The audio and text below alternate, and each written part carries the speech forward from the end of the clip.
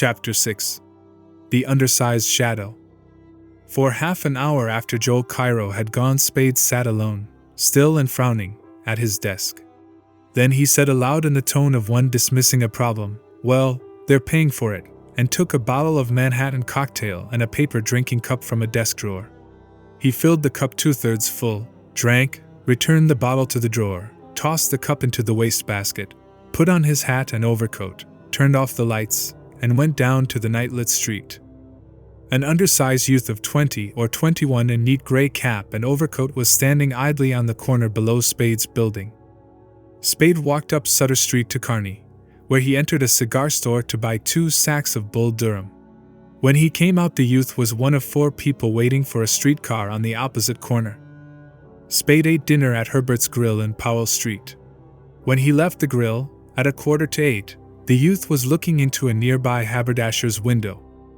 Spade went to the Hotel Belvedere, asking at the desk for Mr. Cairo. He was told that Cairo was not in. The youth sat in a chair in a far corner of the lobby. Spade went to the Geary Theater, failed to see Cairo in the lobby, and posted himself on the curb in front, facing the theater. The youth loitered with other loiterers before Marquard's restaurant below. At 8:10, Joel Cairo appeared, walking up Geary Street with his little mincing bobbing steps. Apparently he did not see Spade until the private detective touched his shoulder. He seemed moderately surprised for a moment, and then said, "Oh yes, of course you saw the ticket." I've got something I want to show you." Spade drew Cairo back towards the curb a little away from the other waiting theatergoers. The kid in the cap down by Marquard's.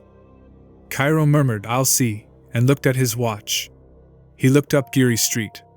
He looked at a theater sign in front of him on which George Arliss was shown costumed as Shylock, and then his dark eyes crawled sidewise in their sockets until they were looking at the kid in the cap, at his cool pale face with curling lashes hiding lowered eyes. "Who is he?" Spade asked. Cairo smiled up at Spade. "I do not know him. He's been tailing me around town." Cairo wet his lower lip with his tongue and asked, "Do you think it was wise, then, to let him see us together?" "How do I know?" Spade replied. "Anyway, it's done." Cairo removed his hat and smoothed his hair with a gloved hand. He replaced his hat carefully on his head and said with every appearance of candor, "I give you my word I do not know him, Mr. Spade. I give you my word I have nothing to do with him. I have asked nobody's assistance except yours, on my word of honor." "Then he's one of the others?" "That may be. I just wanted to know, because if he gets to be a nuisance I may have to hurt him." "Do as you think best. He is not a friend of mine." "That's good. There goes the curtain." "Good night," Spade said, and crossed the street to board a westbound streetcar. The youth in the cap boarded the same car. Spade left the car at Hyde Street and went up to his apartment. His rooms were not greatly upset, but showed unmistakable signs of having been searched.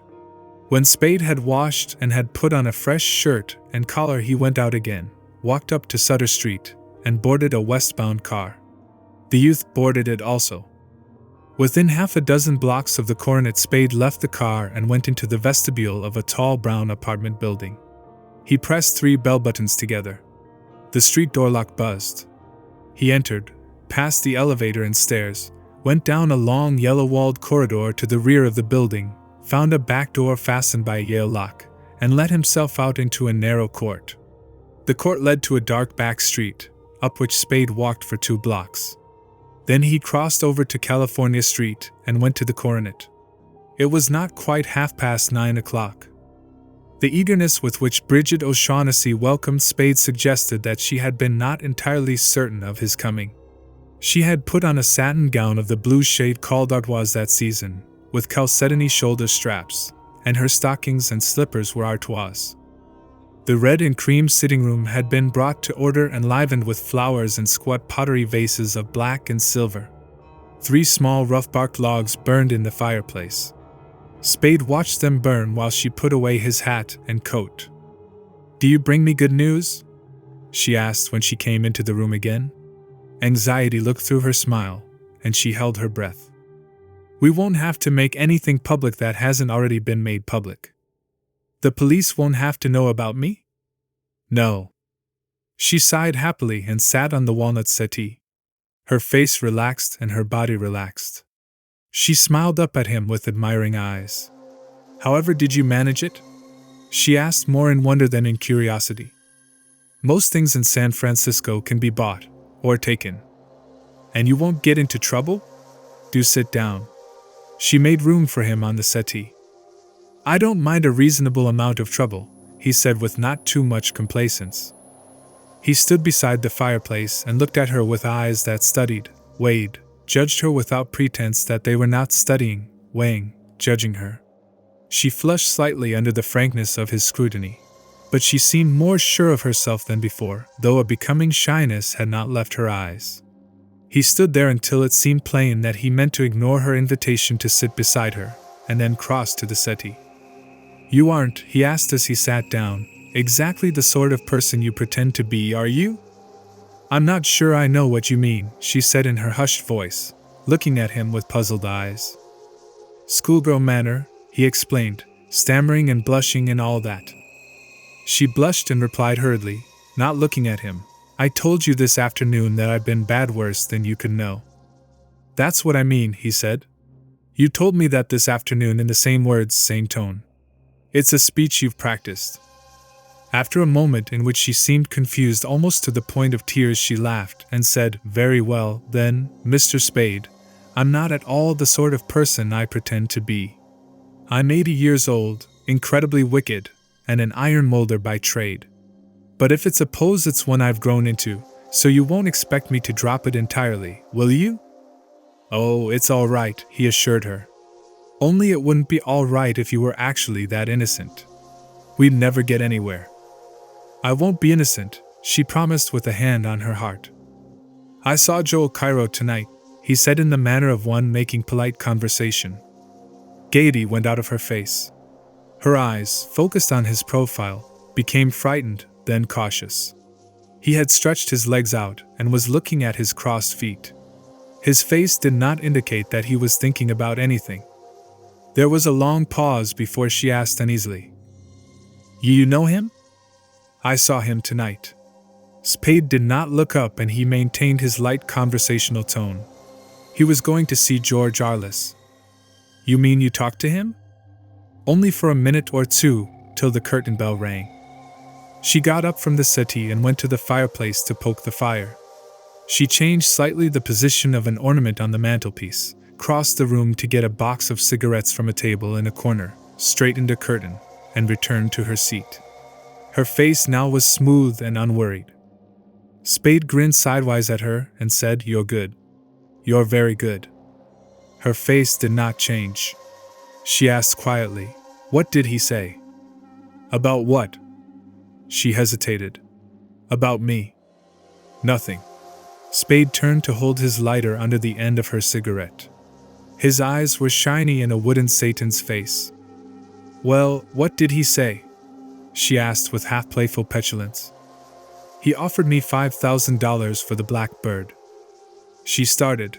Her teeth tore the end of her cigarette, and her eyes, after a swift alarmed glance at Spade, turned away from him.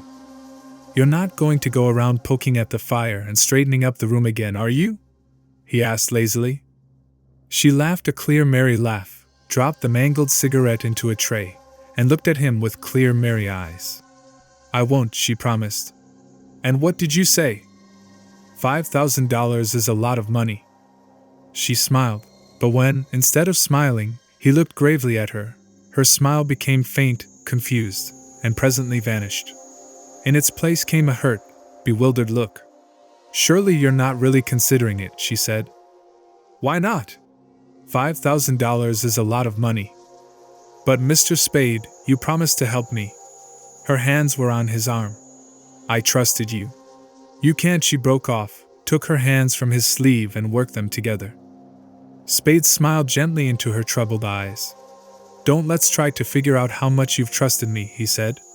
I promised to help you, sure, but you didn't say anything about any black birds. But you must have known or you wouldn't have mentioned it to me. You do know now.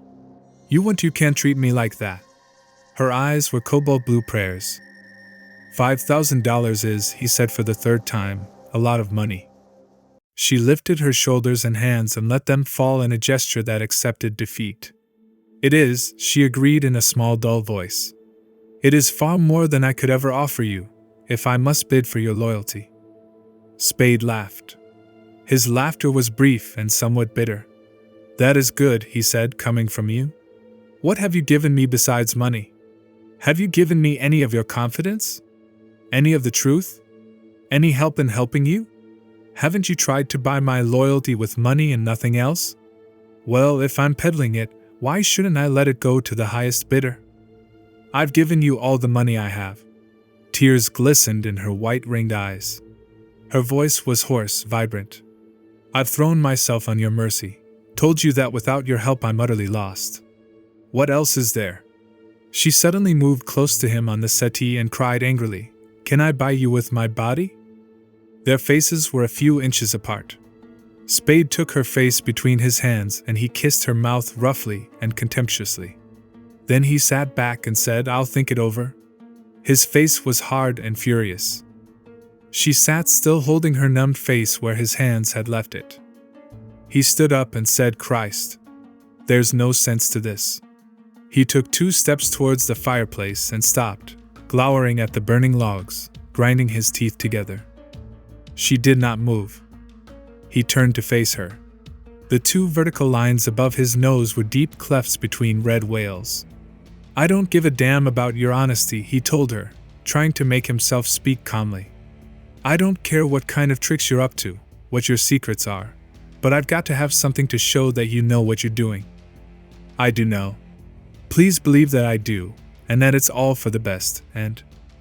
Show me, he ordered. I'm willing to help you. I've done what I could so far.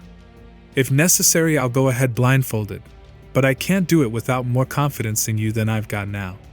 You've got to convince me that you know what it's all about, that you're not simply fiddling around by guess and by God, hoping it'll come out all right somehow in the end.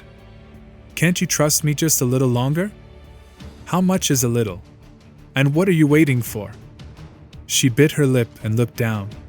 I must talk to Joel Cairo, she said almost inaudibly. You can see him tonight, Spade said, looking at his watch. His show will be out soon. We can get him on the phone at his hotel. She raised her eyes, alarmed. But he can't come here. I can't let him know where I am. I'm afraid. My place, Spade suggested. She hesitated, working her lips together, then asked, Do you think he'd go there? Spade nodded. All right, she exclaimed, jumping up, her eyes large and bright. Shall we go now? She went into the next room. Spade went to the table in the corner and silently pulled the drawer out. The drawer held 2 packs of playing cards, a pad of scorecards for bridge, a brass screw, a piece of red string, and a gold pencil. He had shut the drawer and was lighting a cigarette when she returned wearing a small dark hat and a gray kidskin coat, carrying his hat and coat. Their taxicab drew up behind a dark sedan that stood directly in front of Spade's street door. Iva Archer was alone in the sedan, sitting at the wheel. Spade lifted his hat to her and went indoors with Brigid O'Shaughnessy. In the lobby, he halted beside one of the benches and asked, Do you mind waiting here a moment? I won't be long. That's perfectly all right, Brigid O'Shaughnessy said, sitting down. You needn't hurry. Spade went out to the sedan. When he had opened the sedan's door, Iva spoke quickly. I've got to talk to you, Sam. Can I come in? Her face was pale and nervous. Not now. Iva clicked her teeth together and asked sharply, Who is she? I've only a minute, Iva, Spade said patiently. What is it? Who is she? She repeated, nodding at the street door. He looked away from her, down the street. In front of a garage on the next corner, an undersized youth of 20 or 21 in neat gray cap and overcoat loafed with his back against a wall. Spade frowned and returned his gaze to Iva's insistent face. What is the matter? He asked. Has anything happened? You oughtn't to be here at this time of night. I'm beginning to believe that, she complained. You told me I oughtn't to come to the office, and now I oughtn't to come here. Do you mean I oughtn't to chase after you? If that's what you mean, why don't you say it right out? Now, Iva, you've got no right to take that attitude. I know I haven't. I haven't any rights at all, it seems, where you're concerned. I thought I did. I thought your pretending to love me gave me. Spade said wearily, This is no time to be arguing about that, precious. What was it you wanted to see me about? I can't talk to you here, Sam. Can I come in? Not now. Why can't I? Spade said nothing. She made a thin line of her mouth, squirmed around straight behind the wheel, and started the sedan's engine, staring angrily ahead. When the sedan began to move, Spade said, Good night, Iva, shut the door, and stood at the curb with his hat in his hand until it had been driven away. Then he went indoors again. Brigid O'Shaughnessy rose smiling cheerfully from the bench, and they went up to his apartment. Chapter 7. G in the air. In his bedroom that was a living room now, the wall bed was up. Spade took Brigid O'Shaughnessy's hat and coat, made her comfortable in a padded rocking chair, and telephoned the Hotel Belvedere. Cairo had not returned from the theater. Spade left his telephone number with the request that Cairo call him as soon as he came in. Spade sat down in the armchair beside the table and without any preliminary, without an introductory remark of any sort, began to tell the girl about a thing that had happened some years before in the Northwest.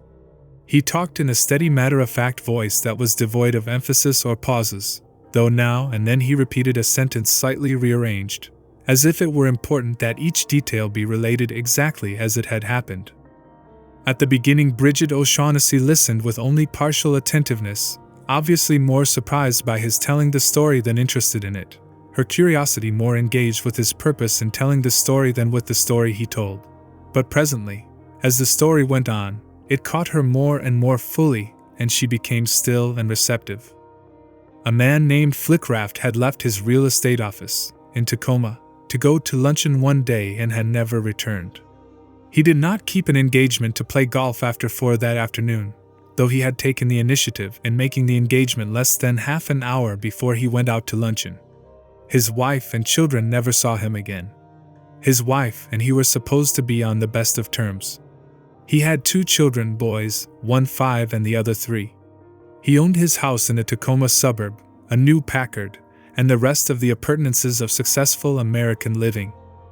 Flickraft had inherited $70,000 from his father, and with his success in real estate, was worth something in the neighborhood of $200,000 at the time he vanished. His affairs were in order, though there were enough loose ends to indicate that he had not been setting them in order preparatory to vanishing. A deal that would have brought him an attractive profit, for instance, was to have been concluded the day after the one on which he disappeared. There was nothing to suggest that he had more than $50 or $60 in his immediate possession at the time of his going. His habits for months past could be accounted for too thoroughly to justify any suspicion of secret vices, or even of another woman in his life, though either was barely possible. He went like that, Spade said, like a fist when you open your hand. When he had reached this point in his story, the telephone bell rang. Hello, Spade said into the instrument. Mr. Cairo? This is Spade. Can you come up to my place Post Street now? Yes, I think it is. He looked at the girl, pursed his lips, and then said rapidly, Miss O'Shaughnessy is here and wants to see you. Brigid O'Shaughnessy frowned and stirred in her chair, but did not say anything. Spade put the telephone down and told her, He'll be up in a few minutes. Well, that was in 1922. In 1927 I was with one of the big detective agencies in Seattle. Mrs. Flickraft came in and told us somebody had seen a man in Spokane who looked a lot like her husband. I went over there. It was Flickraft, all right. He had been living in Spokane for a couple of years as Charles, that was his first name, Pierce. He had an automobile business that was netting him $20,000 or $25,000 a year. A wife, a baby son, owned his home in a Spokane suburb, and usually got away to play golf after 4 in the afternoon during the season. Spade had not been told very definitely what to do when he found Flickraft. They talked in Spade's room at the Davenport. Flickraft had no feeling of guilt. He had left his first family well provided for, and what he had done seemed to him perfectly reasonable. The only thing that bothered him was a doubt that he could make that reasonableness clear to Spade. He had never told anybody his story before, and thus had not had to attempt to make its reasonableness explicit. He tried now. "I got it all right," Spade told Brigid O'Shaughnessy, but Mrs. Flickraft never did. She thought it was silly. Maybe it was.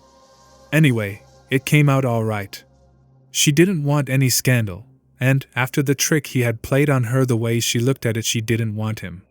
So they were divorced on the quiet, and everything was swell all around. Here's what had happened to him. Going to lunch, he passed an office building that was being put up just a skeleton. A beam or something fell 8 or 10 stories down and smacked the sidewalk alongside him. It brushed pretty close to him, but didn't touch him, though a piece of the sidewalk was chipped off and flew up and hit his cheek. It only took a piece of skin off, but he still had the scar when I saw him. He rubbed it with his finger well, affectionately when he told me about it. He was scared stiff, of course, he said, but he was more shocked than really frightened.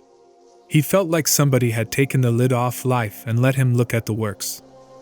Flickraft had been a good citizen and a good husband and father, not by any outer compulsion, but simply because he was a man who was most comfortable in step with his surroundings.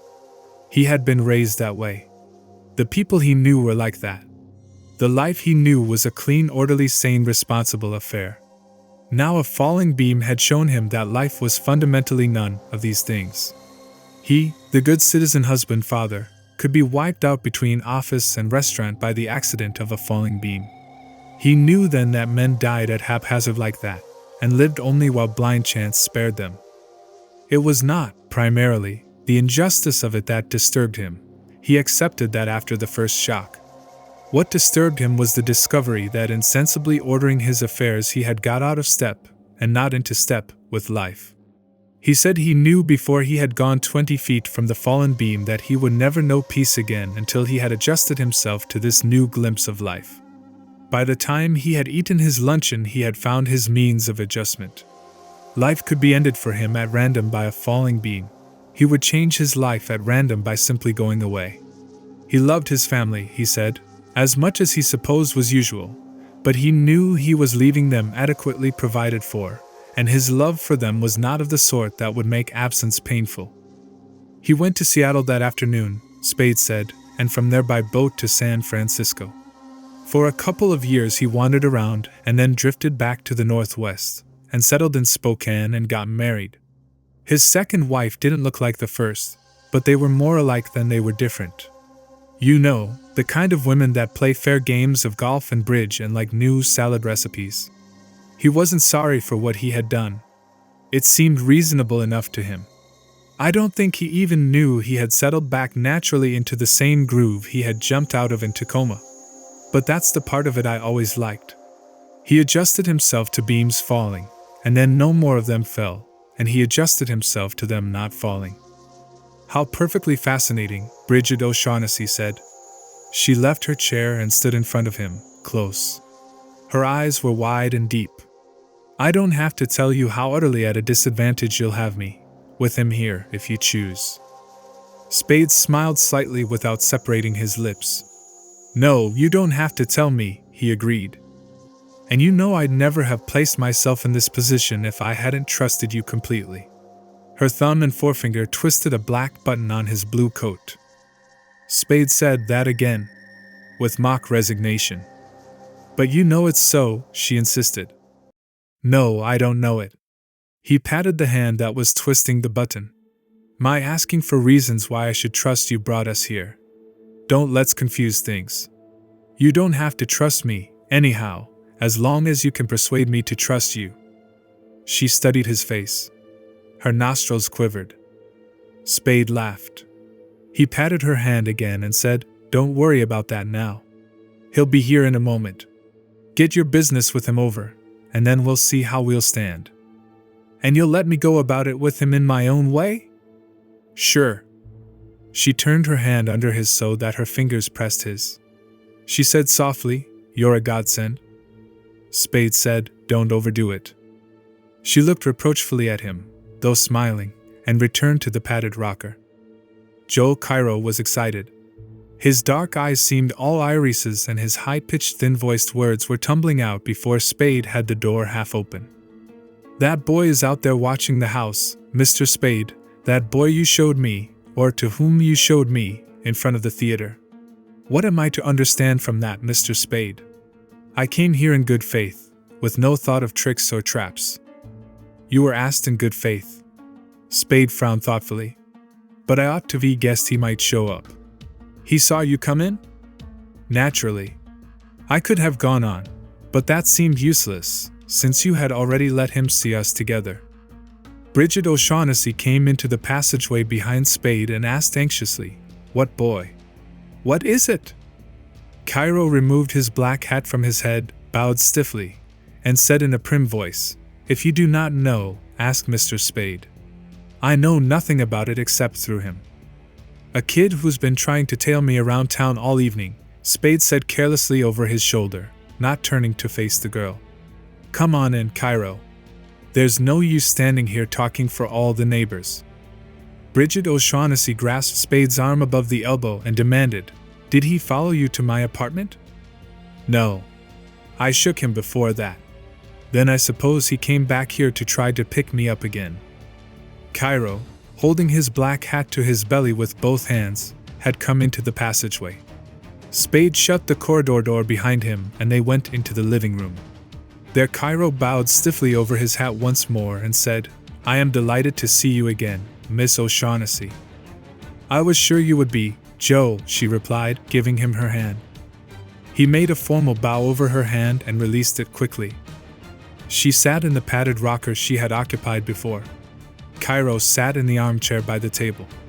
Spade, when he had hung Cairo's hat and coat in the closet, sat on an end of the sofa in front of the windows and began to roll a cigarette. Brigid O'Shaughnessy said to Cairo, "Sam told me about your offer for the Falcon. How soon can you have the money ready?" Cairo's eyebrows twitched. He smiled. "It is ready."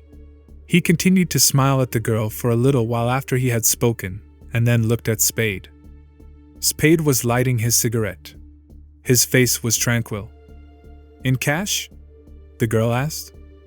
"Oh, yes," Cairo replied. She frowned, put her tongue between her lips, withdrew it, and asked, "You are ready to give us $5,000 now, if we give you the Falcon?" Cairo held up a wriggling hand. "Excuse me," he said. "I expressed myself badly. I did not mean to say that I have the money in my pockets, but that I am prepared to get it on a very few minutes' notice at any time during banking hours." "Oh."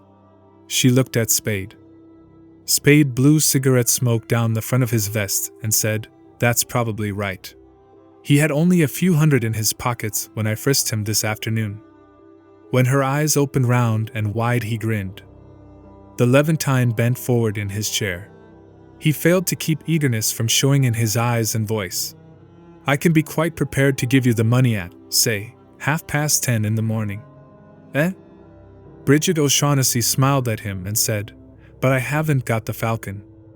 Cairo's face was darkened by a flush of annoyance. He put an ugly hand on either arm of his chair, holding his small-boned body erect and stiff between them. His dark eyes were angry. He did not say anything. The girl made a mock placatory face at him. "I'll have it in a week at the most, though," she said. "Where is it?" Cairo used politeness of mien to express skepticism. "Where Floyd hid it." "Floyd? Thursby?" She nodded. "And you know where that is?" he asked. "I think I do." "Then why must we wait a week?" "Perhaps not a whole week." "Whom are you buying it for, Joe?" Cairo raised his eyebrows. "I told Mr. Spade. For its owner." Surprise illuminated the girl's face. "So you went back to him?" "Naturally I did." She laughed softly in her throat and said, "I should have liked to have seen that." Cairo shrugged. That was the logical development.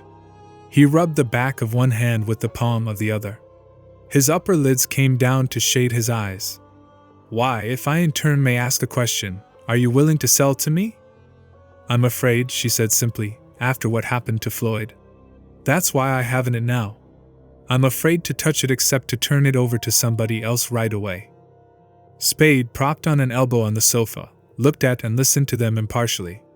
In the comfortable slackness of his body, in the easy stillness of his features, there was no indication of either curiosity or impatience. Exactly what, Cairo asked in a low voice, happened to Floyd? The tip of Brigid O'Shaughnessy's right forefinger traced a swift G in the air. Cairo said, I see, but there was something doubting in his smile. Is he here? I don't know. She spoke impatiently.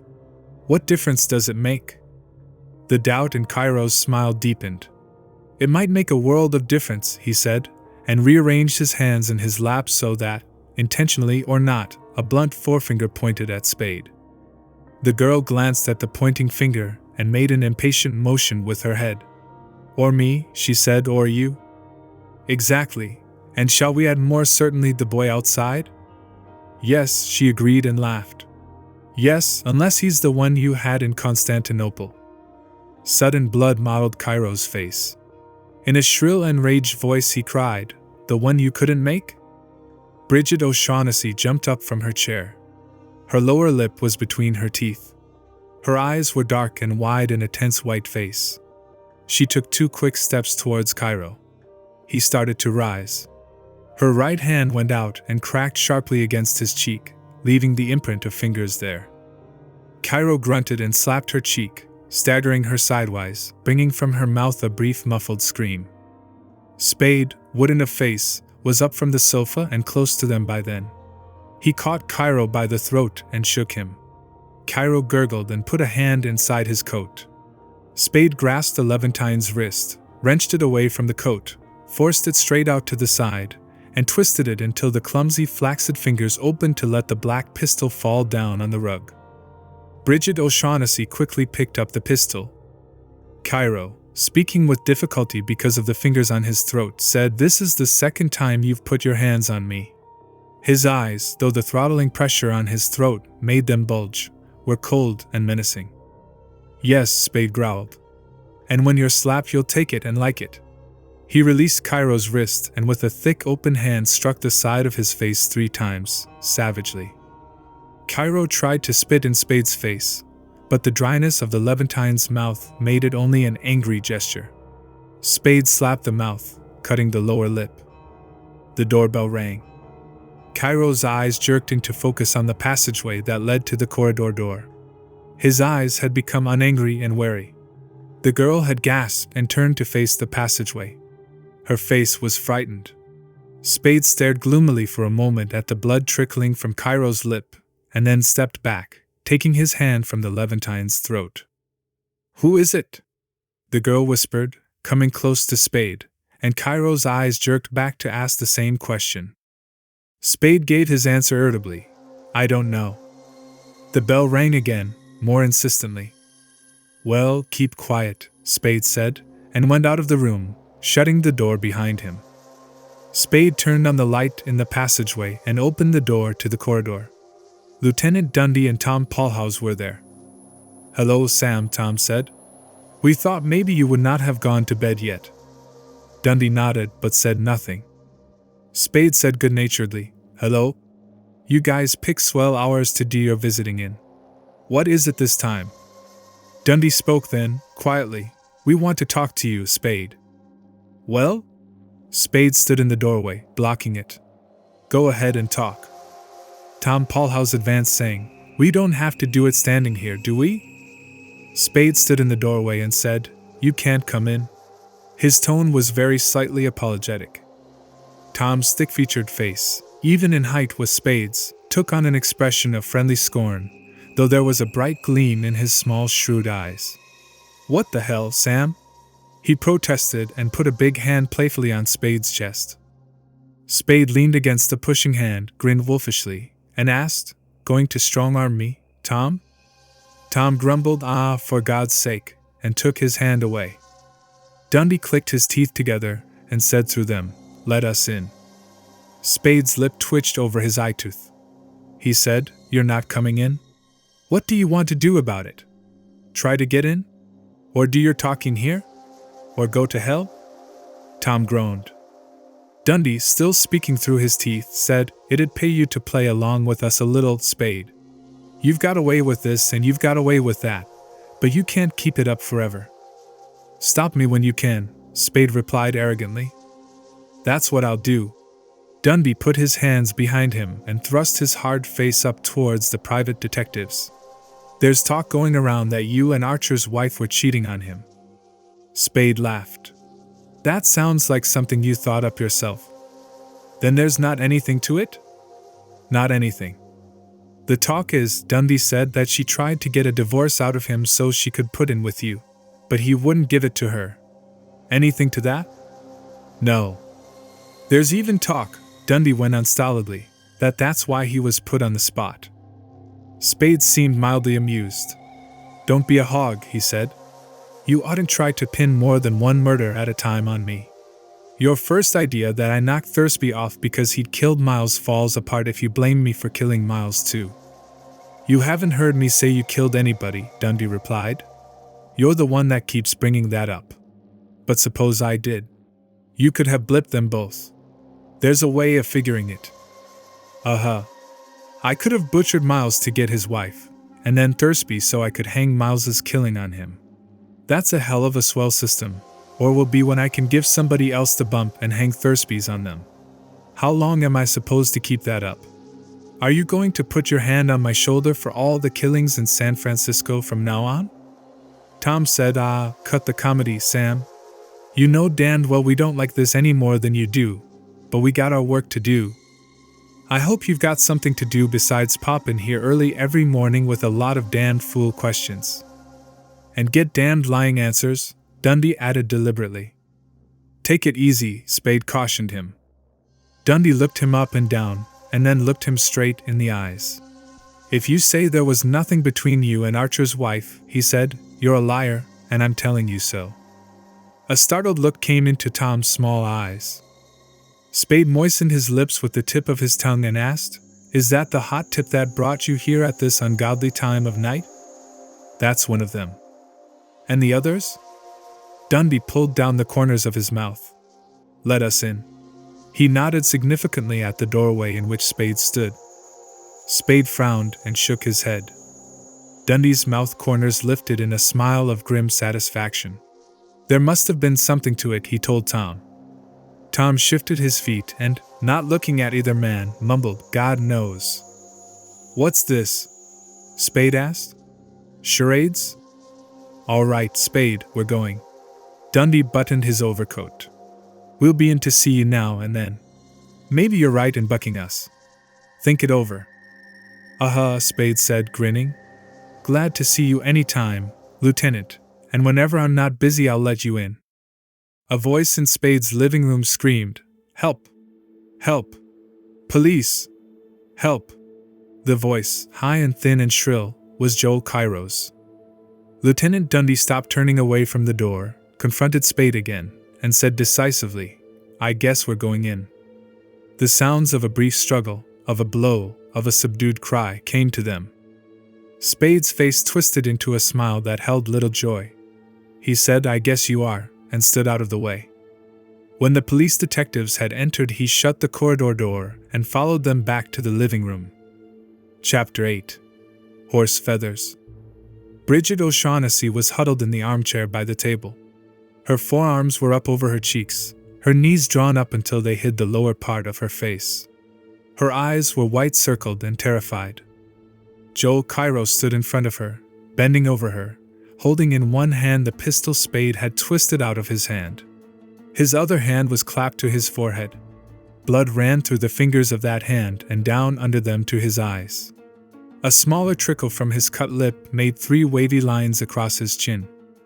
Cairo did not heed the detectives. He was glaring at the girl huddled in front of him. His lips were working spasmodically, but no coherent sound came from between them. Dundee, the first of the 3 into the living room, moved swiftly to Cairo's side, put a hand on his own hip under his overcoat, a hand on the Levantine's wrist, and growled, "What are you up to here?" Cairo took the red-smeared hand from his head and flourished it close to the lieutenant's face. Uncovered by the hand, his forehead showed a 3-inch ragged tear. "This is what she has done," he cried. "Look at it." The girl put her feet down on the floor and looked warily from Dundee, holding Cairo's wrist, to Tom Paulhouse, standing a little behind them, to Spade, leaning against the door frame. Spade's face was placid. When his gaze met hers, his yellow-gray eyes glinted for an instant with malicious humor, and then became expressionless again. "Did you do that?" Dundee asked the girl, nodding at Cairo's cut head. She looked at Spade again. He did not in any way respond to the appeal in her eyes. He leaned against the doorframe and observed the occupants of the room with the polite, detached air of a disinterested spectator. The girl turned her eyes up to Dundee's. Her eyes were wide and dark and earnest. "I had to," she said in a low, throbbing voice. "I was all alone in here with him when he attacked me. I tried to keep him off. I couldn't make myself shoot him." "Oh, you liar!" Cairo cried, trying unsuccessfully to pull the arm that held his pistol out of Dundee's grip. "Oh, you dirty, filthy liar." He twisted himself around to face Dundee. "She's lying awfully. I came here in good faith and was attacked by both of them, and when you came he went out to talk to you, leaving her here with this pistol, and then she said they were going to kill me after you left, and I called for help, so you wouldn't leave me here to be murdered, and then she struck me with the pistol." "Here, give me this thing," Dundee said, and took the pistol from Cairo's hand. "Now let's get this straight. What did you come here for?" "He sent for me." Cairo twisted his head around to stare defiantly at Spade. "He called me up on the phone and asked me to come here." Spade blinked sleepily at the Levantine and said nothing. Dundee asked, "What did he want you for?" Cairo withheld his reply until he had mopped his bloody forehead and chin with a lavender-barred silk handkerchief. By then some of the indignation in his manner had been replaced by caution. He said they wanted to see me. I didn't know what about. Tom Paulhouse lowered his head, sniffed the odor of sheeper that the mopping handkerchief had released in the air, and turned his head to scowl interrogatively at Spade. Spade winked at him and went on rolling a cigarette. Dundee asked, "Well, what happened then?" "Then they attacked me. She struck me first, and then he choked me and took the pistol out of my pocket. I don't know what they would have done next if you hadn't arrived at that moment. I dare say they would have murdered me then and there. When he went out to answer the bell, he left her here with the pistol to watch over me." Brigid O'Shaughnessy jumped out of the armchair crying, "Why don't you make him tell the truth?"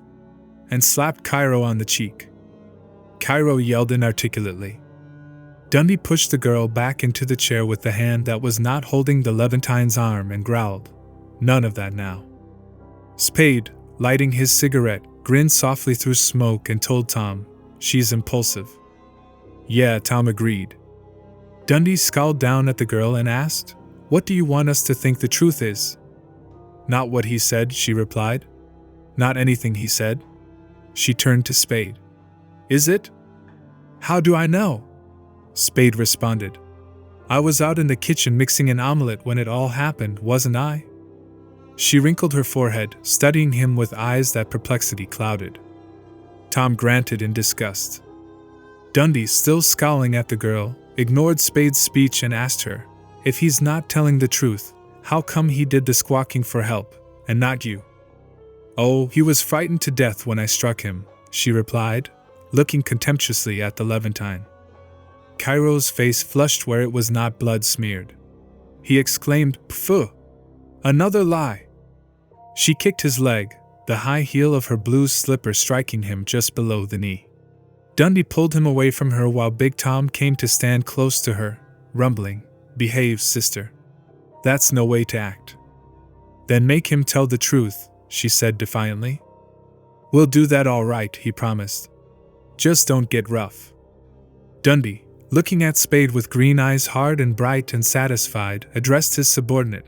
"Well, Tom, I don't guess we'll go wrong pulling the lot of them in." Tom nodded gloomily.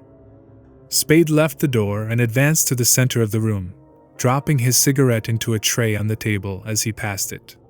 His smile and manner were amiably composed. "Don't be in a hurry," he said.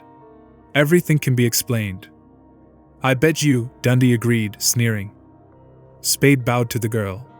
"Miss O'Shaughnessy," he said, May I present Lieutenant Dundee and Detective Sergeant Paul House? He bowed to Dundee. Miss O'Shaughnessy is an operative in my employ. Joel Cairo said indignantly, that isn't so. She. Spade interrupted him in a quite loud, but still genial, voice. I hired her just recently, yesterday. This is Mr. Joel Cairo, a friend and acquaintance, at any rate of Thursby's.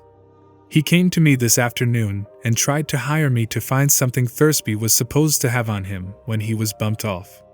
It looked funny, the way he put it to me, so I wouldn't touch it. Then he pulled a gun. Well, never mind that unless it comes to a point of laying charges against each other. Anyway, after talking it over with Miss O'Shaughnessy, I thought maybe I could get something out of him about Miles's and Thursby's killings, so I asked him to come up here. Maybe we put the questions to him a little rough, but he wasn't hurt any, not enough to have to cry for help. I'd already had to take his gun away from him again. As Spade talked, anxiety came into Cairo's reddened face. His eyes moved jerkily up and down, shifting their focus uneasily between the floor and Spade's bland face. Dundee confronted Cairo and brusquely demanded, well, what you got to say to that? Cairo had nothing to say for nearly a minute while he stared at the lieutenant's chest. When he lifted his eyes, they were shy and wary. I don't know what I should say, he murmured. His embarrassment seemed genuine. Try telling the facts, Dundee suggested. The facts? Cairo's eyes fidgeted, though their gaze did not actually leave the lieutenant's. What assurance have I that the facts will be believed? Quit stalling. All you've got to do is swear to a complaint that they took a poke at you, and the warrant clerk will believe you enough to issue a warrant that'll let us throw them in the can. Spade spoke in an amused tone. Go ahead, Cairo. Make him happy. Tell him you'll do it, and then we'll swear to one against you, and he'll have the lot of us. Cairo cleared his throat and looked nervously around the room, not into the eyes of anyone there. Dundee blew breath through his nose in a puff that was not quite a snort, and said, Get your hats. Cairo's eyes, holding worry and a question, met Spade's mocking gaze. Spade winked at him and sat on the arm of the padded rocker. Well, boys and girls, he said, grinning at the Levantine and at the girl with nothing but delight in his voice and grin, we put it over nicely. Dundee's hard square face darkened the least of shades. He repeated peremptorily, Get your hats. Spade turned his grin on the lieutenant, squirmed into a more comfortable position on the chair arm, and asked lazily, Don't you know when you're being kidded? Tom Paulhouse's face became red and shiny. Dundee's face, still darkening, was immobile except for lips moving stiffly to say, No, but we'll let that wait till we get down to the hall. Spade rose and put his hands in his trousers pockets. He stood erect so he might look that much farther down at the lieutenant. His grin was a taunt, and self-certainty spoke in every line of his posture. I dare you to take us in, Dundee, he said. We'll laugh at you in every newspaper in San Francisco. You don't think any of us is going to swear to any complaints against the others, do you? Wake up. You've been kidded. When the bell rang, I said to Miss O'Shaughnessy and Cairo, It's those damned bulls again. They're getting to be nuisances. Let's play a joke on them. When you hear them going, one of you scream, and then we'll see how far we can string them along before they tumble. And Brigid O'Shaughnessy bent forward in her chair and began to laugh hysterically. Cairo started and smiled. There was no vitality in his smile, but he held it fixed on his face. Tom, glowering, grumbled, Cut it out, Sam. Spade chuckled and said, But that's the way it was. And the cut on his head and mouth? Dundee asked scornfully. Where'd they come from? Ask him, Spade suggested. Maybe he cut himself shaving. Cairo spoke quickly, before he could be questioned, and the muscles of his face quivered under the strain of holding his smile in place while he spoke. I fell. We intended to be struggling for the pistol when you came in, but I fell. I tripped on the end of the rug and fell while we were pretending to struggle. Dundee said, Horse feathers? Spade said, That's all right, Dundee, believe it or not. The point is that that's our story and we'll stick to it. The newspapers will print it whether they believe it or not, and it'll be just as funny one way as the other, or more so. What are you going to do about it? It's no crime to kid a copper, is it? You haven't got anything on anybody here. Everything we told you was part of the joke. What are you going to do about it? Dundee put his back to Spade and gripped Cairo by the shoulders. You can't get away with that, he snarled, shaking the Levantine. You belched for help and you've got to take it. No, sir, Cairo sputtered. It was a joke. He said you were friends of his and would understand. Spade laughed. Dundee pulled Cairo roughly around, holding him now by one wrist and the nape of his neck. I'll take you along for packing the gun, anyway, he said. And I'll take the rest of you along to see who laughs at the joke. Cairo's alarmed eyes jerked sidewise to focus on Spade's face. Spade said, Don't be a sap, Dundee. The gun was part of the plant. It's one of mine. He laughed. Too bad it's only a .32, or maybe you could find it was the one Thursby and Miles were shot with. Dundee released Cairo, spun on his heel, and his right fist clicked on Spade's chin. Brigid O'Shaughnessy uttered a short cry. Spade's smile flickered out at the instant of the impact, but returned immediately with a dreamy quality added. He steadied himself with a short backward step and his thick sloping shoulders writhed under his coat. Before his fist could come up, Tom Paulhouse had pushed himself between the two men, facing Spade, encumbering Spade's arms with the closeness of his barrel-like belly and his own arms. No, no, for Christ's sake, Tom begged. After a long moment of motionlessness, Spade's muscles relaxed. Then get him out of here quick, he said. His smile had gone away again, leaving his face sullen and somewhat pale. Tom, staying close to Spade, keeping his arms on Spade's arms, turned his head to look over his shoulder at Lieutenant Dundee. Tom's small eyes were reproachful. Dundee's fists were clenched in front of his body and his feet were planted firm and a little apart on the floor. But the truculence in his face was modified by thin rims of white showing between green irises and upper eyelids. Get their names and addresses, he ordered. Tom looked at Cairo, who said quickly, Joel Cairo, Hotel Belvedere. Spade spoke before Tom could question the girl. You can always get in touch with Miss O'Shaughnessy through me. Tom looked at Dundee. Dundee growled, Get her address. Spade said, Her address is in care of my office. Dundee took a step forward, halting in front of the girl. Where do you live? He asked. Spade addressed Tom. Get him out of here. I've had enough of this. Tom looked at Spade's eyes hard and glittering and mumbled, Take it easy, Sam. He buttoned his coat and turned to Dundee, asking, in a voice that ached casualness, Well, is that all? And taking a step towards the door. Dundee's scowl failed to conceal indecision. Cairo moved suddenly towards the door, saying, I'm going too, if Mr. Spade will be kind enough to give me my hat and coat. Spade asked, What's the hurry? Dundee said angrily, It was all in fun, but just the same you're afraid to be left here with them. Not at all, the Levantine replied, fidgeting, looking at neither of them, but it's quite late and I'm going. I'll go out with you if you don't mind. Dundee put his lips together firmly and said nothing. A light was glinting in his green eyes. Spade went to the closet in the passageway and fetched Cairo's hat and coat. Spade's face was blank. His voice held the same blankness when he stepped back from helping the Levantine into his coat and said to Tom, Tell him to leave the gun. Dundee took Cairo's pistol from his overcoat pocket and put it on the table. He went out first, with Cairo at his heels. Tom halted in front of Spade, muttering, I hope to God you know what you're doing, got no response, sighed, and followed the others out. Spade went after them as far as the bend in the passageway, where he stood until Tom had closed the corridor door. Chapter 9. Brigid. Spade returned to the living room and sat on an end of the sofa, elbows on knees, cheeks in hands, looking at the floor and not at Brigid O'Shaughnessy smiling weakly at him from the armchair. His eyes were sultry. The creases between brows over his nose were deep. His nostrils moved in and out with his breathing.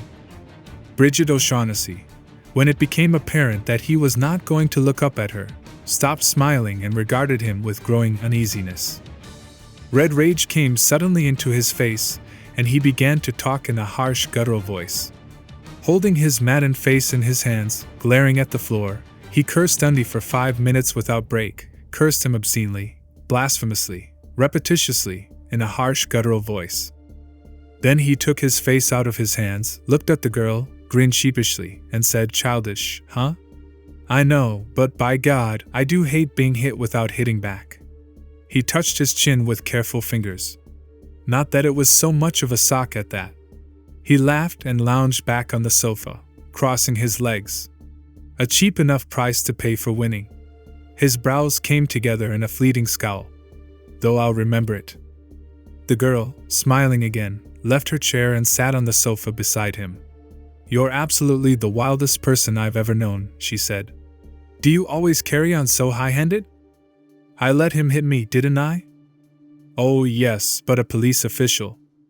"It wasn't that," Spade explained. "It was that in losing his head and slugging me he overplayed his hand. If I'd mixed it with him, then he couldn't back down. He'd had to go through with it, and we'd had to tell that goofy story at headquarters." He stared thoughtfully at the girl and asked, "What did you do to Cairo?" "Nothing." Her face became flushed. "I tried to frighten him into keeping still until they had gone, and he either got too frightened or stubborn and yelled." "And then you smacked him with the gun?" "I had to. He attacked me." "You don't know what you're doing." Spade's smile did not hide his annoyance. "It's just what I told you. You're fumbling along by guess and by God." "I'm sorry," she said, face and voice soft with contrition. "Sam?" "Sure you are." He took tobacco and papers from his pockets and began to make a cigarette. "Now you've had your talk with Cairo. Now you can talk to me." She put a fingertip to her mouth, staring across the room at nothing with widened eyes, and then, with narrower eyes, glanced quickly at Spade. He was engrossed in the making of his cigarette. "Oh yes," she began. Of course she took the finger away from her mouth and smoothed her blue dress over her knees. She frowned at her knees. Spade licked his cigarette, sealed it, and asked, "Well?" while he felt for his lighter. "But I didn't," she said, pausing between words as if she were selecting them with great care, "have time to finish talking to him." She stopped frowning at her knees and looked at Spade with clear, candid eyes. "We were interrupted almost before we had begun." Spade lighted his cigarette and laughed, his mouth empty of smoke. "Want me to phone him and ask him to come back?" She shook her head, not smiling. Her eyes moved back and forth between her lids as she shook her head, maintaining their focus on Spade's eyes. Her eyes were inquisitive. Spade put an arm across her back, cupping his hand over the smooth, bare white shoulder farthest from him. She leaned back into the bend of his arm. He said, "Well, I'm listening." She twisted her head around to smile up at him with playful insolence, asking, "Do you need your arm there for that?" "No." He removed his hand from her shoulder and let his arm drop down behind her. "You're altogether unpredictable," she murmured.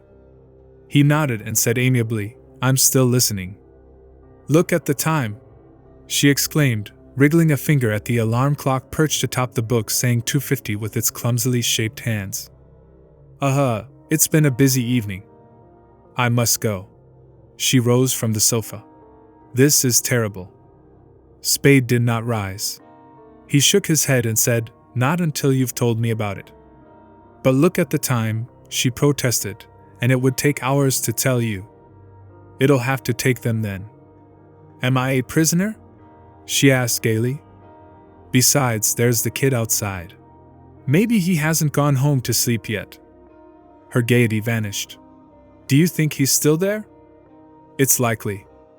She shivered. "Could you find out?" "I could go down and see." "Oh, will you?" Spade studied her anxious face for a moment, and then got up from the sofa saying, "Sure." He got a hat and overcoat from the closet. "I'll be gone about 10 minutes. "Do be careful," she begged as she followed him to the corridor door. He said, "I will," and went out. Post Street was empty when Spade issued into it.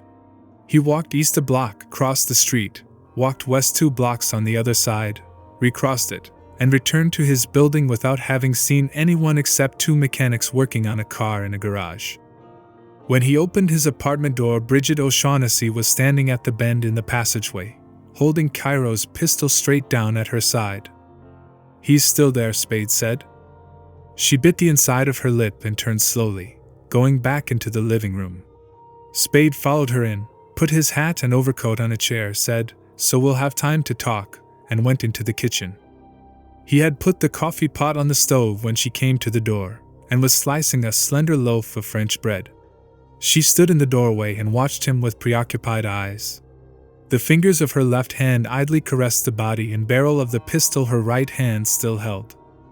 "The tablecloth is in there," he said, pointing the bread knife at a cupboard that was one breakfast nook partition. She set the table while he spread liverwurst on, or put cold corned beef between, the small ovals of bread he had sliced. Then he poured the coffee, added brandy to it from a squat bottle, and they sat at the table. They sat side by side on one of the benches. She put the pistol down on the end of the bench nearer her. "You can start now, between bites," he said. She made a face at him, complained, "You're the most insistent person," and bit a sandwich. "Yes, and wild and unpredictable. What's this bird, this falcon, that everybody's all steamed up about?" She chewed the beef and bread in her mouth, swallowed it, looked attentively at the small crescent its removal had made in the sandwich's rim, and asked, "Suppose I wouldn't tell you? Suppose I wouldn't tell you anything at all about it? What would you do?" "You mean about the bird?" "I mean about the whole thing." "I wouldn't be too surprised," he told her, grinning so that the edges of his jaw teeth were visible, "to know what to do next." "And that would be?" She transferred her attention from the sandwich to his face. "That's what I wanted to know. What would you do next?" He shook his head. Mockery rippled in a smile on her face. "Something wild and unpredictable? Maybe. But I don't see what you've got to gain by covering up now. It's coming out bit by bit anyhow. There's a lot of it I don't know, but there's some of it I do, and some more that I can guess at, and give me another day like this, I'll soon be knowing things about it that you don't know." "I suppose you do now," she said, looking at her sandwich again, her face serious. "But oh, I'm so tired of it, and I do so hate having to talk about it. Wouldn't it be just as well to wait and let you learn about it as you say you will?" Spade laughed. "I don't know. You'll have to figure that out for yourself. My way of learning is to heave a wild and unpredictable monkey wrench into the machinery. It's all right with me, if you're sure none of the flying pieces will hurt you." She moved her bare shoulders uneasily, but said nothing. For several minutes they ate in silence, he phlegmatically, she thoughtfully. Then she said in a hushed voice, "I'm afraid of you, and that's the truth." He said, "That's not the truth." "It is," she insisted in the same low voice.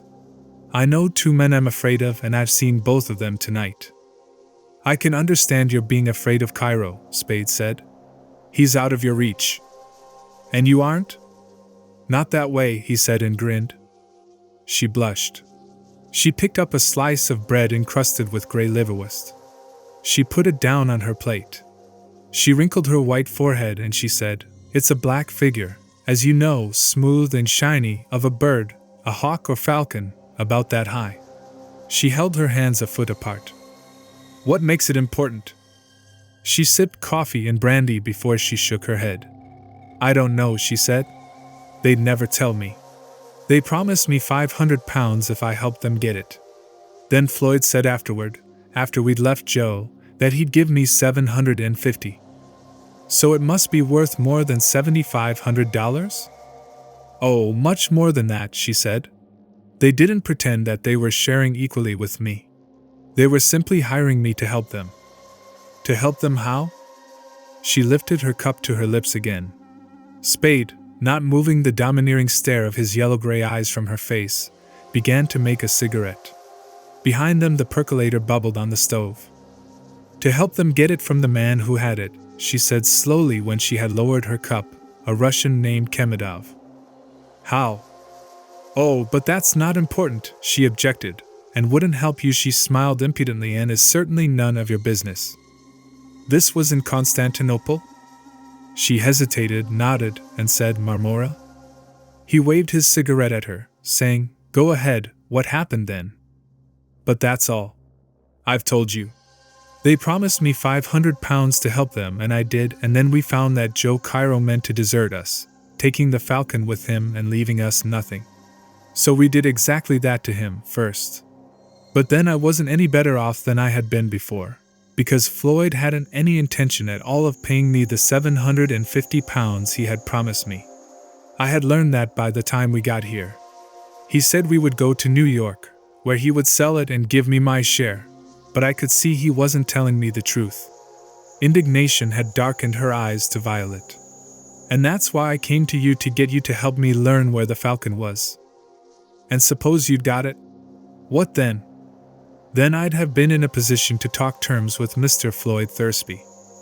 Spade squinted at her and suggested, But you wouldn't have known where to take it to get more money than he'd give you, the larger sum that you knew he expected to sell it for?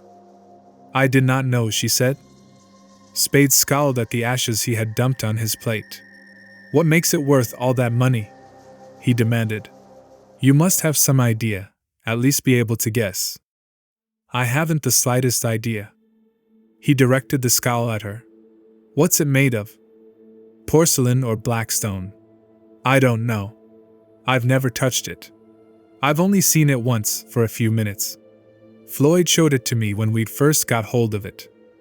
Spade mashed the end of his cigarette in his plate and made one draught of the coffee and brandy in his cup.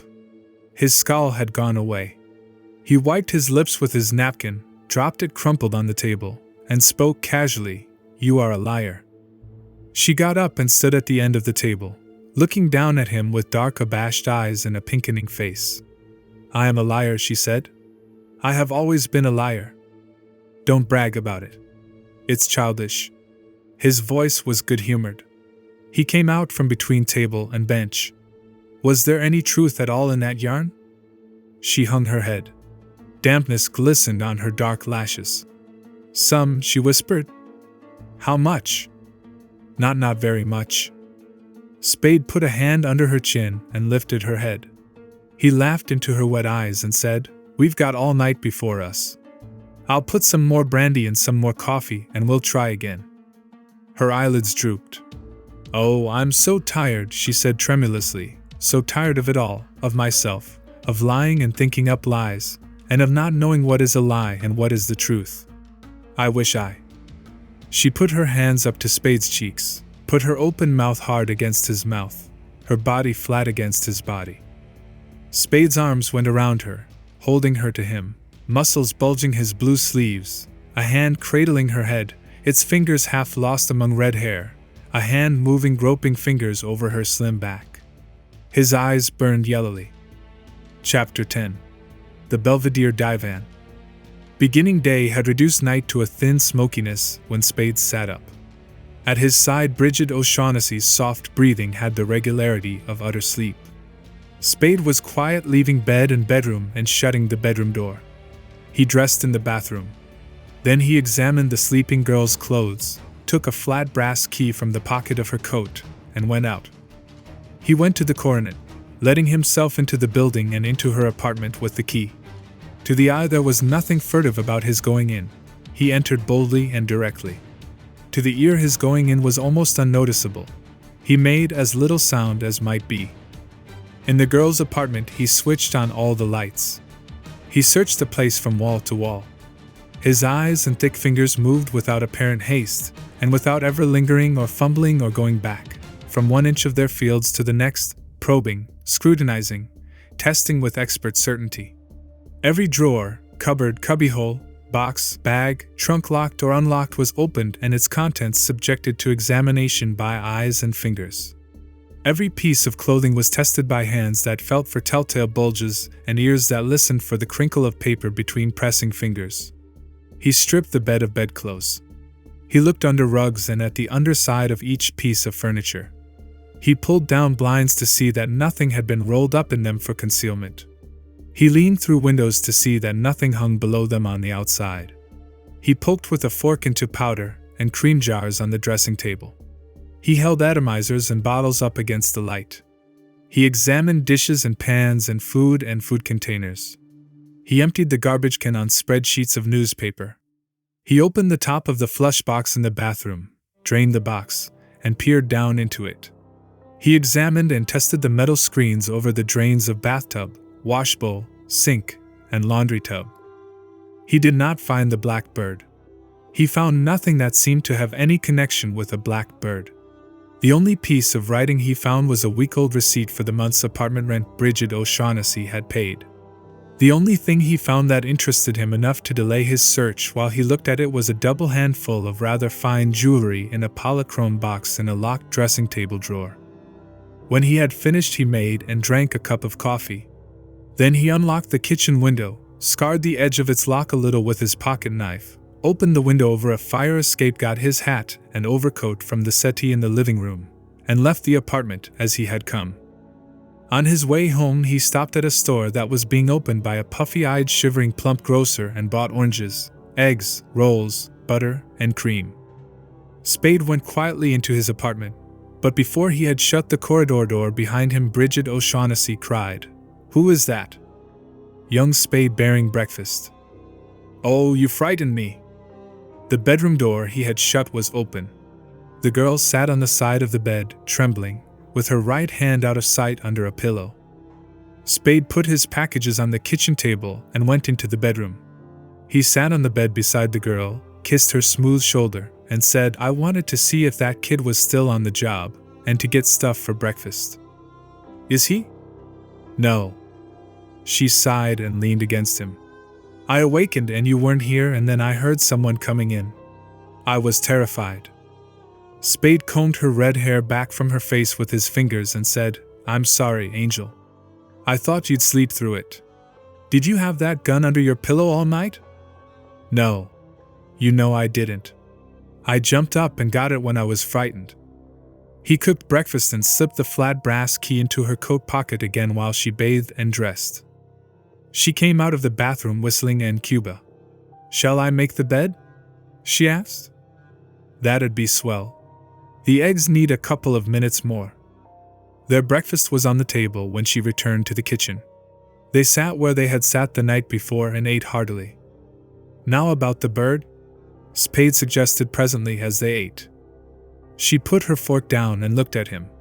She drew her eyebrows together and made her mouth small and tight. "You can't ask me to talk about that this morning of all mornings," she protested. "I don't want to and I won't." "It's a stubborn damned hussy," he said sadly and put a piece of roll into his mouth. The youth who had shadowed Spade was not in sight when Spade and Brigid O'Shaughnessy crossed the sidewalk to the waiting taxicab. The taxicab was not followed. Neither the youth nor another loiterer was visible in the vicinity of the coronet when the taxicab arrived there. Brigid O'Shaughnessy would not let Spade go in with her. "It's bad enough to be coming home in evening dress at this hour without bringing company. I hope I don't meet anybody." "Dinner tonight?" "Yes." They kissed. She went into the coronet. He told the chauffeur, "Hotel Belvedere." When he reached the Belvedere, he saw the youth who had shadowed him sitting in the lobby on a divan from which the elevators could be seen. Apparently the youth was reading a newspaper. At the desk, Spade learned that Cairo was not in. He frowned and pinched his lower lip. Points of yellow light began to dance in his eyes. "Thanks," he said softly to the clerk and turned away. Sauntering, he crossed the lobby to the divan from which the elevators could be seen and sat down beside not more than a foot from the young man who was apparently reading a newspaper. The young man did not look up from his newspaper. Seen at this scant distance, he seemed certainly less than 20 years old. His features were small, in keeping with his stature, and regular. His skin was very fair. The whiteness of his cheeks was as little blurred by any considerable growth of beard as by the glow of blood.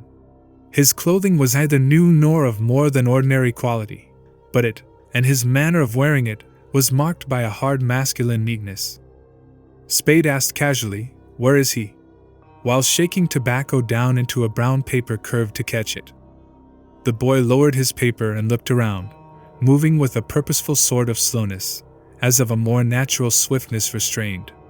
He looked with small hazel eyes under somewhat long curling lashes at Spade's chest. He said, in a voice as colorless and composed and cold as his young face, "What? Where is he?" Spade was busy with his cigarette. "Who?" "The fairy." The hazel eyes' gaze went up Spade's chest to the knot of his maroon tie and rested there. "What do you think you're doing, Jack?" the boy demanded. "Kidding me? I'll tell you when I am." Spade licked his cigarette and smiled amiably at the boy. "New York, aren't you?" The boy stared at Spade's tie and did not speak. Spade nodded as if the boy had said yes and asked, "Baume's Rush?" The boy stared at Spade's tie for a moment longer, then raised his newspaper and returned his attention to it. "Shove off," he said from the side of his mouth. Spade lighted his cigarette, leaned back comfortably on the divan, and spoke with good-natured carelessness. "You'll have to talk to me before you're through, Sonny. Some of you will, and you can tell G. I said so." The boy put his paper down quickly and faced Spade, staring at his necktie with bleak hazel eyes. The boy's small hands were spread flat over his belly. "Keep asking for it, and you're going to get it," he said, "plenty." His voice was low and flat and menacing. "I told you to shove off. Shove off." Spade waited until a bespectacled pudgy man and a thin-legged blonde girl had passed out of hearing. Then he chuckled and said, "That would go over big back on 7th Avenue. But you're not in Romeville now. You're in my burg." He inhaled cigarette smoke and blew it out in a long pale cloud. "Well, where is he?" The boy spoke 2 words, the first a short guttural verb, the second you. People lose teeth talking like that. Spade's voice was still amiable, though his face had become wooden. "If you want to hang around, you'll be polite." The boy repeated his 2 words. Spade dropped his cigarette into a tall stone jar beside the divan, and with a lifted hand caught the attention of a man who had been standing at an end of the cigar stand for several minutes. The man nodded and came towards them. He was a middle-aged man of medium height, round and sallow of face, compactly built, tidily dressed in dark clothes. "Hello, Sam," he said as he came up. "Hello, Luke." They shook hands and Luke said, "Say, that's too bad about Miles." A bad break." Spade jerked his head to indicate the boy on the divan beside him. "What do you let these cheap gunmen hang out in your lobby for, with their tools bulging their clothes?" "Yes?" Luke examined the boy with crafty brown eyes set in a suddenly hard face. "What do you want here?" he asked. The boy stood up. Spade stood up. The boy looked at the 2 men, at their neckties, from one to the other. Luke's necktie was black. The boy looked like a schoolboy standing in front of them. Luke said, "Well, if you don't want anything, beat it, and don't come back." The boy said, "I won't forget you guys," and went out. They watched him go out. Spade took off his hat and wiped his damp forehead with a handkerchief. The hotel detective asked, "What is it?" "Damned if I know," Spade replied. "I just happened to spot him." "Know anything about Joel Cairo 635? "Oh, that one." The hotel detective leered. "How long's he been here?" 4 days. This is the 5th. "What about him?" "Search me, Sam. I got nothing against him but his looks." "Find out if he came in last night?" "Try to," the hotel detective promised and went away. Spade sat on the divan until he returned. "No," Luke reported, "he didn't sleep in his room." "What is it?" "Nothing. Come clean. You know I'll keep my clam shut, but if there's anything wrong we ought to know about it so's we can collect our bill."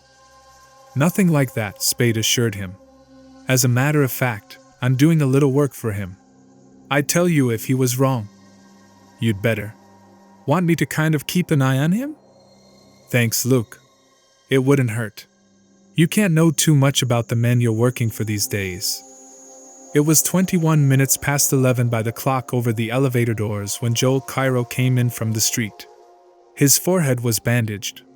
His clothes had the limp unfreshness of too many hours consecutive wear. His face was pasty, with sagging mouth and eyelids.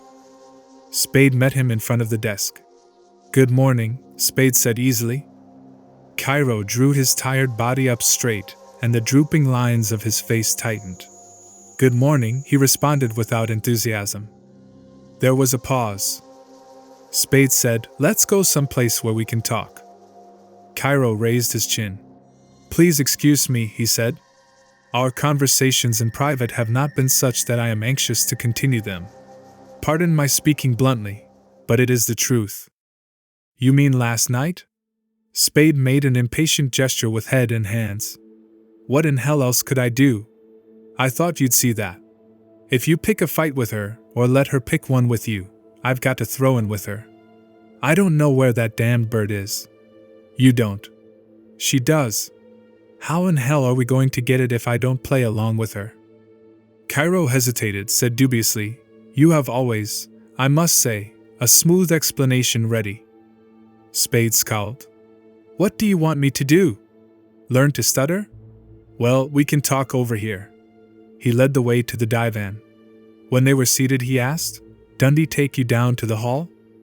"Yes." "How long did they work on you?" "Until a very little while ago, and very much against my will."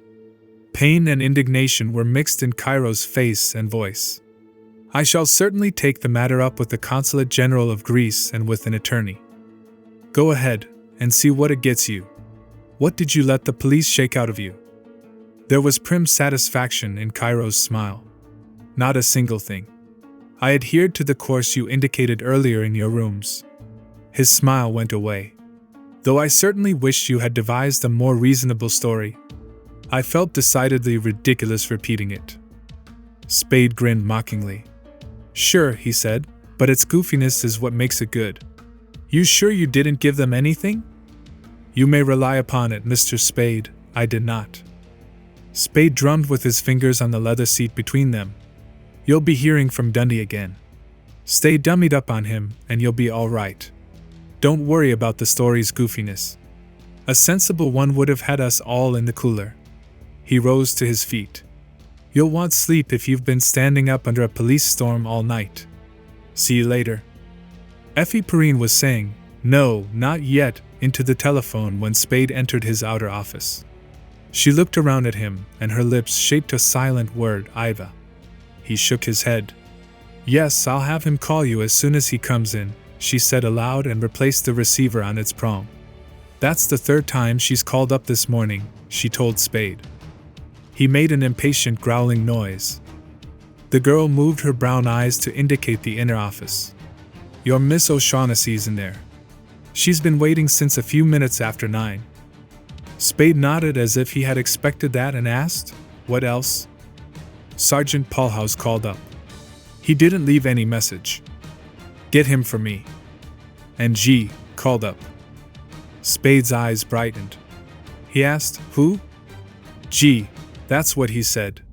Her air of personal indifference to the subject was flawless. "When I told him you weren't in, he said, 'When he comes in, will you please tell him that G, who got his message, phoned and will phone again.'" Spade worked his lips together, as if tasting something he liked. "Thanks, darling," he said. "See if you can get Tom Paulhouse." He opened the inner door and went into his private office, pulling the door to behind him. Brigid O'Shaughnessy, dressed as on her first visit to the office, rose from a chair beside his desk and came quickly towards him. "Somebody has been in my apartment," she explained. "It is all upside down, every which way." He seemed moderately surprised. "Anything taken?" "I don't think so. I don't know. I was afraid to stay. I changed as fast as I could and came down here." "Oh, you must have let that boy follow you there." Spade shook his head. "No, Angel." He took an early copy of an afternoon paper from his pocket, opened it, and showed her a quarter-column headed Scream Routes burglar. A young woman named Caroline Beale, who lived alone in a Sutter Street apartment, had been awakened at 4 that morning by the sound of somebody moving in her bedroom. She had screamed. The mover had run away. 2 other women who lived alone in the same building had discovered, later in the morning, signs of the burglars having visited their apartments. Nothing had been taken from any of the 3. "That's where I shook him," Spade explained. I went into that building and ducked out the back door. That's why all three were women who lived alone. He tried the apartments that had women's names in the vestibule register, hunting for you under an alias. But he was watching your place when we were there, she objected. Spade shrugged. There's no reason to think he's working alone. Or maybe he went to Sutter Street after he had begun to think you were going to stay all night in my place. There are a lot of maybes, but I didn't lead him to the coronet. She was not satisfied. But he found it, or somebody did. Sure. He frowned at her feet. I wonder if it could have been Cairo. He wasn't at his hotel all night, didn't get until a few minutes ago. He told me he had been standing up under a police grilling all night. I wonder. He turned, opened the door, and asked Effie Perrine, "Got Tom yet?" "He's not in. I'll try again in a few minutes." "Thanks." Spade shut the door and faced Brigid O'Shaughnessy. She looked at him with cloudy eyes. "You went to see Joe this morning?" she asked. "Yes." She hesitated. "Why?" "Why?" He smiled down at her. "Because, my own true love, I've got to keep in some sort of touch with all the loose ends of this dizzy affair if I'm ever going to make heads or tails of it." He put an arm around her shoulders and led her over to his swivel chair. He kissed the tip of her nose lightly and set her down in the chair. He sat on the desk in front of her. He said, "Now we've got to find a new home for you, haven't we?" She nodded with emphasis. "I won't go back there." He patted the desk beside his thighs and made a thoughtful face. "I think I've got it," he said presently. "Wait a minute." He went into the outer office, shutting the door. Effie Perrine reached for the telephone, saying, "I'll try again."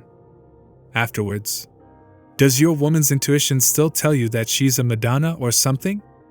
She looked sharply up at him. "I still believe that no matter what kind of trouble she's gotten into, she's all right, if that's what you mean." "That's what I mean," he said. "Are you strong enough for her to give her a lift?" "How? Could you put her up for a few days?" "You mean at home?" "Yes. Her joint's been broken into. That's the second burglary she's had this week. It'd be better for her if she wasn't alone. It would help a lot if you could take her in." Effie Perrine leaned forward, asking earnestly, "Is she really in danger, Sam?" "I think she is." She scratched her lip with a fingernail. "That would scare Ma into a green hemorrhage. I'll have to tell her she's a surprise witness or something that you're keeping under cover till the last minute." "You're a darling," Spade said. "Better take her out there now. I'll get her key from her and bring whatever she needs over from her apartment. Let's see. You oughtn't to be seen leaving here together. You go home now. Take a taxi, but make sure you aren't followed. You probably won't be, but make sure. I'll send her out in a little while, making sure she isn't followed."